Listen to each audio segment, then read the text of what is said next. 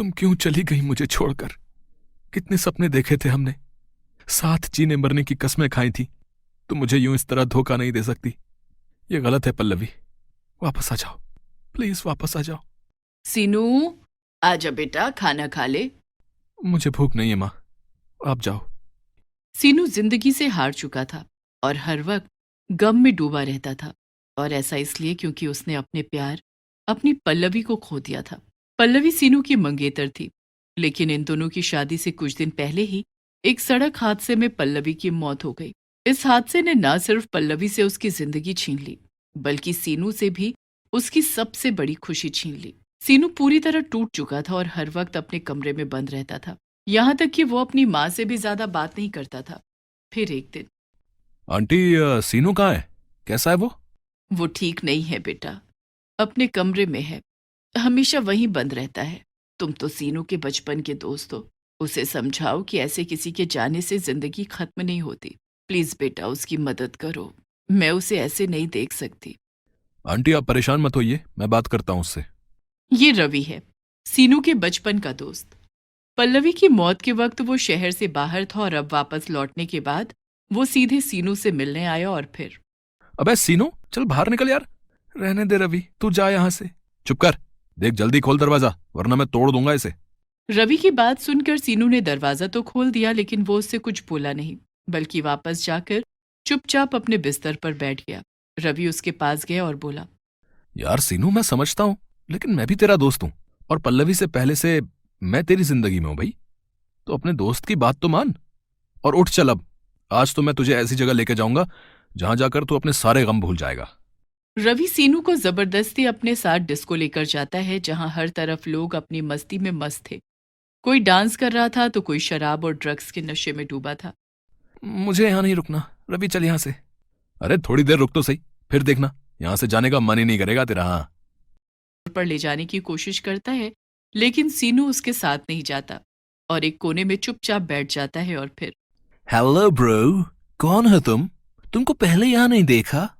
मेरा नाम सीनू है, मैं अपने दोस्त के साथ यहाँ आया हूँ। अब वो रहा, रवि नाम है उसका। तुम बहुत परेशान हो ना, लेकिन अब टेंशन फ्री हो जाओ क्योंकि मेरे पास तुम्हारी हर टेंशन का इलाज है। क्या मतलब?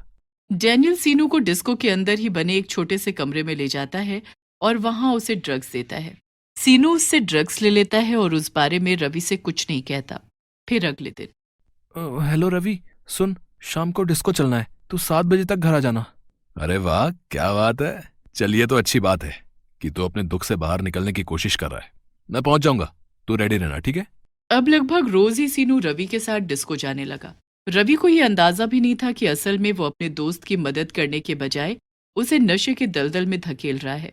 डैनियल सीनू से पैसे कमाने के लालच में उसे ड्रग्स की हैवी डोज देकर उसे नशे का आदी बना रहा था। कुछ ही दिनों में हालात ये हो गए कि शाम होते ही सीनू ड्रग्स के लिए छटपटाने लगता था और वो रवि को खुद फोन कर डिस्को चलने के लिए फोर्स करने लगा था।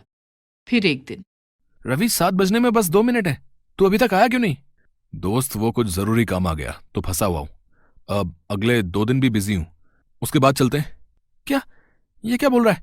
नहीं, मुझे नहीं पता, मुझे डिस्को जाना है। तो अपना काम छोड़ और मुझे डिस्को लेकर चल। अरे मेरे लिए आना पॉसिबल नहीं है यार, और वैसे भी मुझे लगता है कि अब तो ठीक है, अब रोज रोज डिस्को जाने की जरूरत नहीं है। चुप कर तू, तुझे नहीं जाना तो मत जा, मैं जाऊंगा। सीनू, नहीं, रुक जा। मुझे पता है कि तुझे डिस्को क्यों जाना है, तू वहां जाकर क्या करता है, मुझे सब पता चल गया है। वो डेनियल तुझे बर्बाद कर देगा। दोस्त, मैं तो तुझे वहां नाचने गाने और नए दोस्त बनाने के लिए लेके गया था ताकि तू पल्लवी को भूलकर आगे बढ़ सके, लेकिन मुझे क्या पता था कि तूने वहां भी अपने लिए खाई ढूंढ ली है। कभी सोचा है तूने कि इस बारे में आंटी को पता चला तो उन पर क्या बीतेगी? रवि की बात सुनने और समझने की हालत में सीनू था ही नहीं। उसकी हालत बिगड़ रही थी क्योंकि वो ड्रग्स की लत का शिकार हो चुका था। उसने सबसे छिपकर डैनियल से मिलना और ड्रग्स लेना जारी रखा, जिसका नतीजा ये हुआ कि वक्त के साथ उसकी हालत बिगड़ती ही गई। आपका बेटा ड्रग एडिक्ट है, उसकी ब्लड रिपोर्ट्स में ये साफ हो गया है। वो काफी आगे बढ़ चुका है, मामला अब हमारे हाथ से निकल चुका है। अब आपको उसे रिहैब सेंटर भेजना होगा, तभी कुछ हो सकता है। डॉक्टर की बातें सुनकर सीनू की मां शांता के पैरों तले जमीन खिसक गई। जब से सीनू ड्रग्स लेने लगा था तब से वो खुश दिखने लगा था। और शांता ये देखकर खुश थी। लेकिन जब उसे ये पता चला कि सीनू अपनी खुशी की क्या कीमत चुका रहा है, वो उसके लिए बहुत परेशान हो गई। डॉक्टर के कहने पर उन्होंने रवि की मदद से सीनू को जबरदस्ती एक रिहैब सेंटर में भर्ती करवा दिया, जहां सीनू को अब पूरी तरह से ठीक होने तक रहना था। सीनू फिर से गुमसुम रहने लगा। ऊपर से ड्रग्स न मिलने पर उसकी हालत बिगड़ने लगती। वो चीखता चिल्लाता, यहां तक कि गुस्से में खुद को नुकसान पहुंचाने की कोशिश भी करने लगा। ड्रग्स का आदी हो जाने के बाद भी वो पल्लवी को अब तक नहीं भूला था। उसकी फोटो अब भी हमेशा उसके पास रहती थी, जिसे देखकर वो रोता रहता था। फिर एक दिन, डॉक्टर रीना, एक नया केस है और मुझे लगता है उसे बस आप ही हैंडल कर सकती हैं। जी सर, बताइए।